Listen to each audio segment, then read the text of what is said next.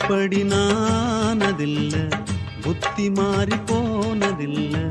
முன்ன பின்ன நேர்ந்ததில்ல மூக்கு நுனி வேர்த்ததில்ல